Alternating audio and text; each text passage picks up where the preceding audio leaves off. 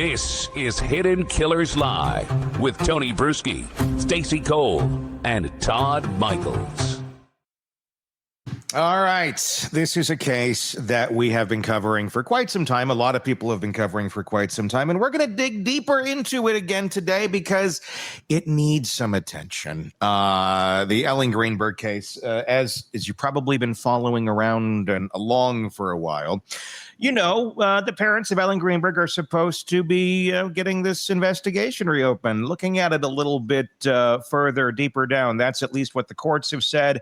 Have the authorities followed through? The investigators followed through on any of that, any of the follow-up, any of the, yes, we're going to look at this further? Of course they haven't, because it's Philadelphia. And that's how it works in Philadelphia. When you don't want something to happen, it doesn't happen. So for those of you new to this case, welcome. This is going to blow your mind. And I want to say first, before we jump into it, we're going to hear a lot of things. We're going to hear a 911 call from her ex-fiancé. We're going to hear a lot of evidence that doesn't look all that positive for her ex-fiancé. But I need to say her ex-fiancé has never been charged with anything. He's living his life. This was many, many years ago. He's a TV producer, has a family. Again, never been charged with any sort of crime. So in no way, shape, or form, through any of the evidence that we're presenting today, are we suggesting that he in any way is the murderer of Ellen Greenberg. We're going to let you guys make that decision. We're going to let you take the evidence and in your mind go, this seems completely implausible. Nothing to see here. What are you guys talking about? That's crazy. Or, this is weird. But I just want to make that very clear off the bat. Samuel Goldberg never charged with anything, nor are we saying that he has done anything. Everything here is alleged. There's your disclaimer at the front. But we're going to talk about the facts of this case, whether anyone likes it or not, because this case needs to be examined. So to begin, this story starts where snow is coming down in Philadelphia. The kind that cancels school and buys you a rare quiet afternoon, a nor'easter to be exact, meaning it's not just a little couple flurries. This is a big snowstorm, one of the biggest that they had in quite some time. And Ellen Greenberg, who is an elementary teacher, does what any 27-year-old teacher might do on a surprise snow day. She heads home, sends a couple texts about relaxing, starts a snack on the counter. Nothing about the day feels strange or shows a woman spiraling. No note, no digital breadcrumbs pointing to a plan, just life mid-stride. Okay? And then everything breaks. Her fiancé, Sam Goldberg, says he leaves for the gym around 4:45 p.m. and comes back an hour later to a swing bar latch set from the inside. And we'll take a look at that evidence in just a little bit. And instead of calling 911 when he can't get into the apartment, because he's there, this is his story, is that he gets there, and I'm paraphrasing this, tries to open the door. It's latched from the inside. He can't get in. So he starts sending a flurry of texts at 4:45 when he can't get in to Ellen. Hello, open the door. And you better have an excuse. You better have an excuse. For what? Yeah, she's dead. For what? Minutes tick by.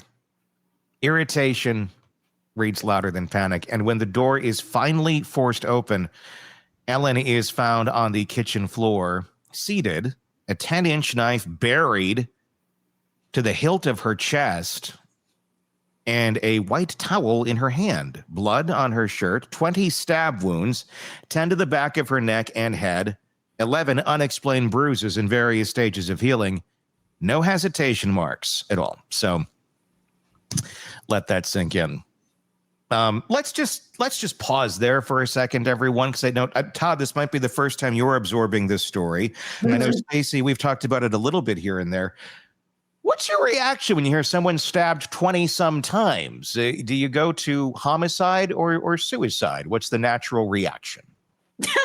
I don't mean to laugh. I don't mean to laugh, so forgive me. I know that sounds really crass, but it's laughable to think that this woman killed herself. Yes. Because let's just give her 5 stab wounds.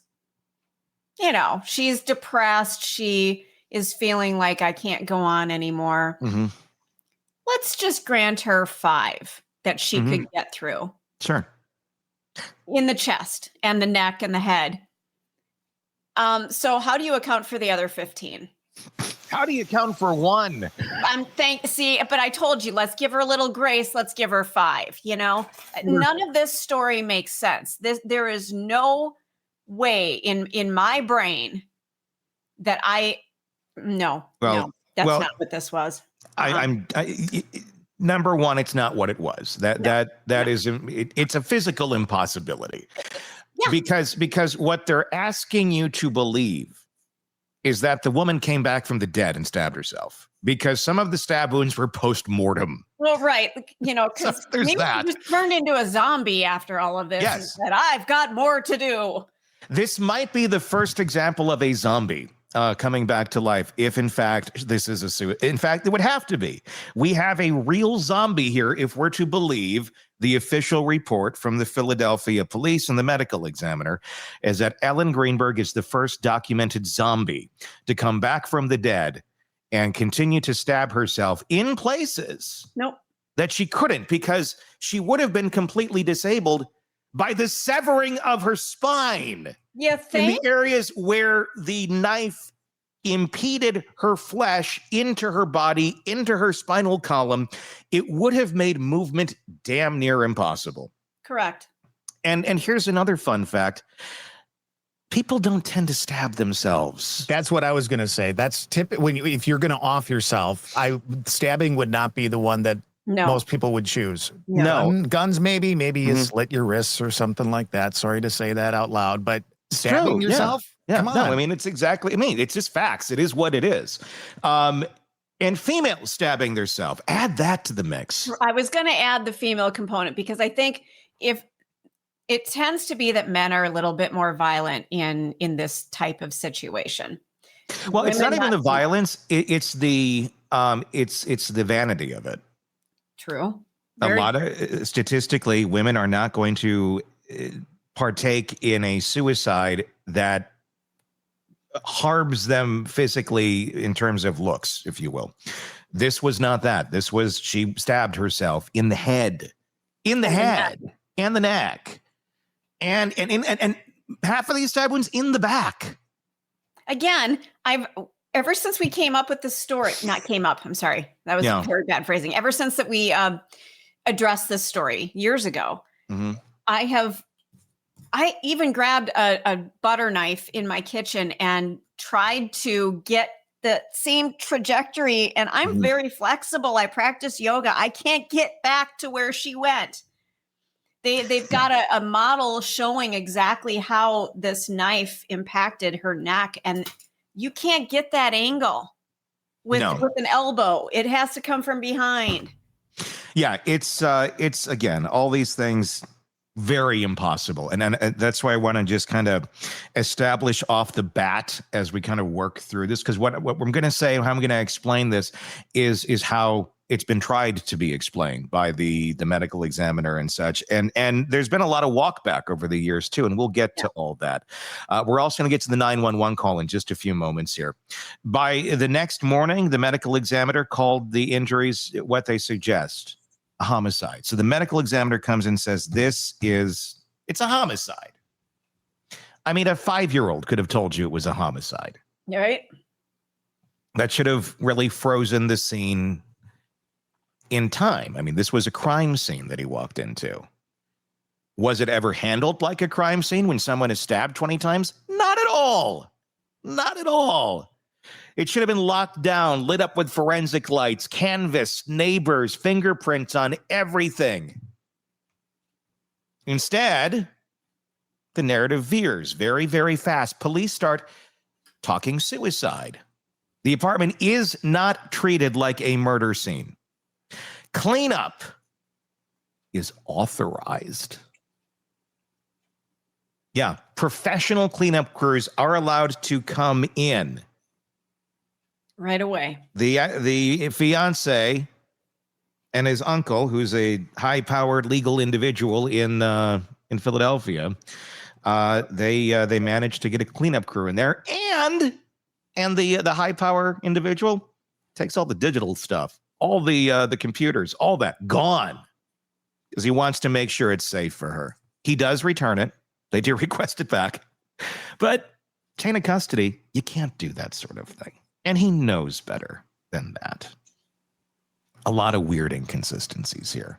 Within weeks under pressure and after consultations, even those involved in the later struggle to document the manner of death flips to suicide.